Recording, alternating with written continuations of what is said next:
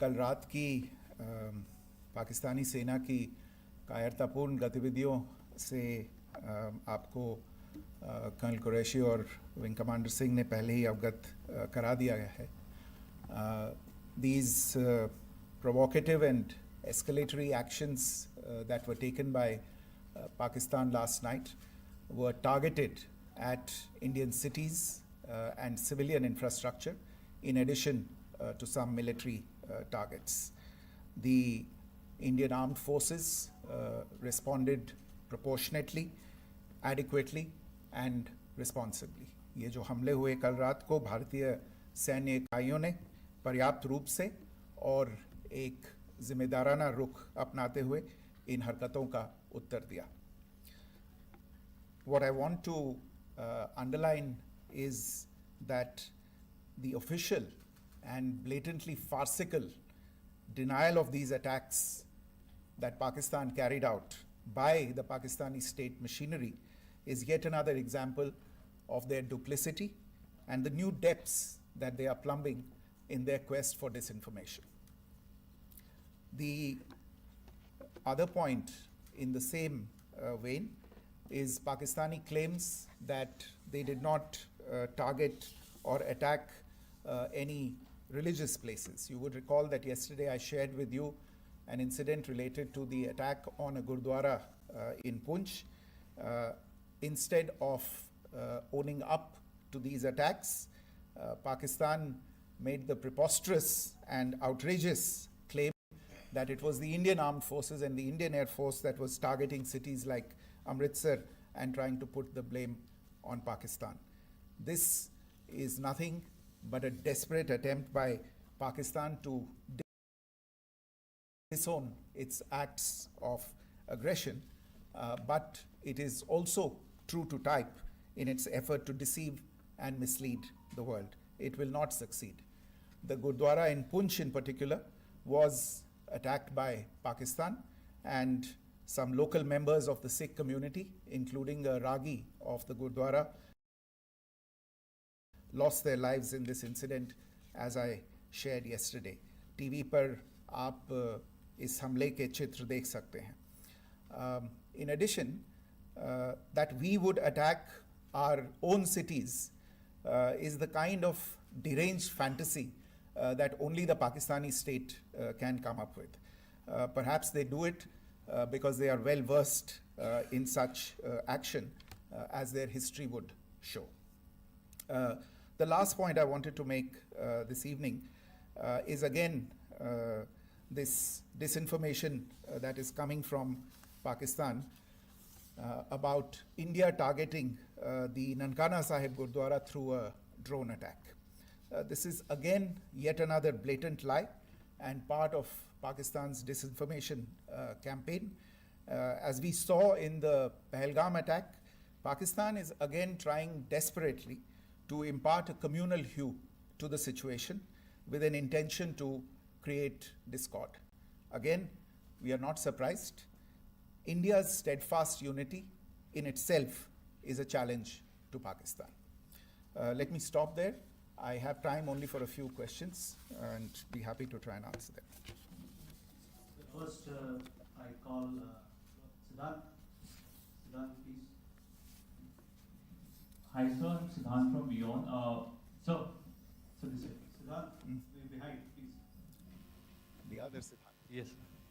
Hi, sir. I'm Siddhant from CNN News 18. Sir, I only want to know from you the status of Kartarpur corridor. Is it open or not? If you can. I think you're all aware of the situation along the entire India-Pakistan border and the areas around the line of control. In view of the existing security scenario, the services of the Kartarpur Sahib corridor have been suspended till further directions. We'll update you as and when there is a change in the situation. We have a question here. Rishabh. So, good evening, Rishabh from Times Now. So, you spoke about religious places being hit in Jammu. There's another religious place which is Carmelite nun church that has been hit. What do you have to say about it? If you can explain that to us. Yeah, actually, we do have some information about this extremely regrettable and condemnable incident during heavy shelling across the line of control in the early morning of 7th May. A shell fired from Pakistan landed just behind the Christ School run by the Carmelites of Mary Immaculate congregation in Puj. Tragically, the shell fired from Pakistan hit the home of 2 students of the Christ School. Both students unfortunately lost their lives and their parents were severely injured. Another Pakistani shell struck a Christian convent of nuns belonging to the congregation of the Mother of Carmel, damaging water tanks and destroying solar panel infrastructure. Several priests, nuns, school staff, and local residents took refuge in an underground hall beneath the Christ School during the shelling by Pakistan. The school happened to be closed at the time, fortunately. Otherwise, more losses would have occurred. Again, we have seen the Pakistani side targeting and shelling places of worship with a particular design. This includes gurdwaras, these convents and temples. This is a new low even for Pakistan. You have a question here, Pranay? Sir Pranay Upadhyay Amar Ujala से। Sir कल आपने इसी podium से पाकिस्तान के IMF bail out को लेकर और Indus water treaty को लेकर जो टिप्पणी की थी उसकी पाकिस्तान में काफ़ी तीखी प्रतिक्रिया भी आई और उसके बाद हमने देखा कि पाकिस्तान की तरफ से किस तरीके से लेह से लेकर भुज तक पूरी बॉर्डर के ऊपर जो इन्वेजन था वो किया गया। मौजूदा सिचुएशन के अंदर पाकिस्तान के बेल आउट पैकेज को लेकर और पाकिस्तान के इन अटेम्प्ट्स को लेकर आपका क्या असेसमेंट है? और दूसरा ये भी जानना चाहेंगे कि पाकिस्तान की तरफ से ये जो अटेम्प्ट किया गया था उसका भारत ने अभी तक उस तरीके का कोई जवाब नहीं दिया गया है, तो क्या भारत इसका जवाब देगा जो कार्रवाई हुई है बीते 24 घंटों में? देखिए प्रणय, जहाँ तक इंडस वाटर्स ट्रीटी का सवाल है, मैंने कल विस्तार से उसके बारे में इसकी चर्चा की है. Indus waters treaty is in abeyance and as such I have nothing further to add to the decision that was announced by the Cabinet Committee on Security. जहाँ तक IMF bailout का सवाल है, आपको ज्ञान होगा कि IMF की आज मीटिंग हो रही है. हम वहाँ पे अपना पक्ष रखेंगे और जो हमारा मत है इन चीज़ों को लेके वहाँ पे साझा करेंगे दूसरे मेंबर्स के साथ. ये बोर्ड पे निर्भर है कि वहाँ पे क्या निर्णय होता है. और जहाँ तक जो कार्रवाई हुई है उसका जवाब देने का जो आपने जो प्रश्न उठाया है, जो आज ब्रीफिंग हुई है, जो आपको सूचना मिली है, मैंने भी कहा है कि जो आज सवेरे तड़के सवेरे जो गतिविधियाँ हुई, भारत ने उनका एक जिम्मेदाराना पूर्ण तरीके से और एक पर्याप्त तरीके से उसका जवाब दे दिया है. सिद्धांत.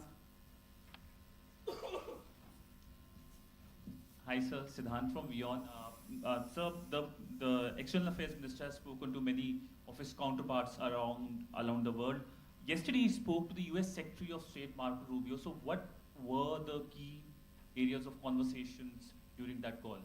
Yes, the minister had a conversation with the US Secretary of State. As you can imagine, the focus of discussions was the terrorist attack in Pahalgam and the response that India mounted after that on the 7th of May. The Secretary of State shared his thoughts on these developments with the minister. The minister deeply appreciated the US's commitment to work with India in the fight against terrorism, and he also underlined the targeted measures that India had taken in connection with Op Sindoor. The minister also underlined that India would firmly counter any attempts at escalation from there. But in follow-up to that, as you are aware, there have been a number of other conversations The minister had a conversation with the UK Foreign Secretary, David Lammy, today. There too, the discussion centered around countering terrorism, for which there must be zero tolerance. And I understand just a short while ago, the External Affairs Minister has also spoken to the Foreign Minister of Norway, Espen Barth Eide, which was also focused on recent developments stemming from the terrorist act in Pahalgam. One last question, Sudhi. Sir, Foreign Secretary, thank you for doing this. Sudhi Ranjan from Bloomberg. Foreign Secretary, India had struck Bahawalpur the other day, which is also connected with the murder of one of us, journalist Daniel Pearl. If you could give us an understanding of what exactly are the reports that you're getting. Well, you're right. Bahawalpur is the headquarters of the Jaish-e-Mohammed terrorist group that is proscribed by the United Nations. Its leader, Maulana Masood Azhar, is a proscribed individual.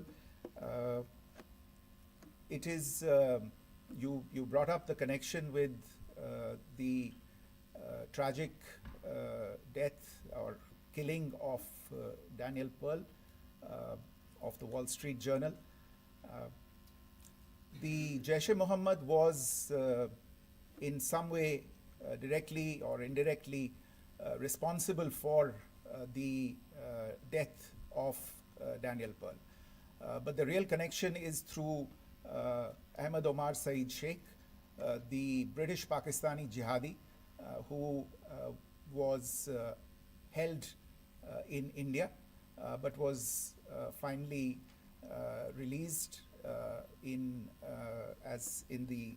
2000, and he was the person who lured Daniel Pearl to his eventually leading to his murder.